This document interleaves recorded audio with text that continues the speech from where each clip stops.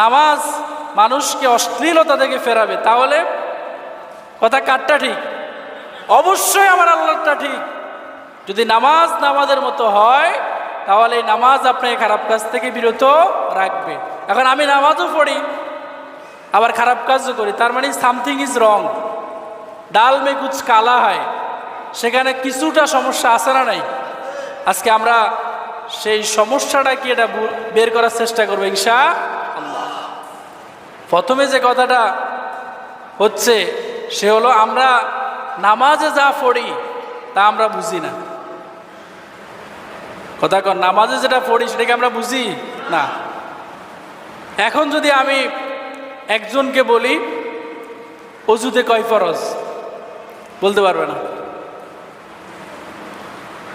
একজনকে বলল অজুতে কয় ফরজ, সে বলল 17 ফরজ।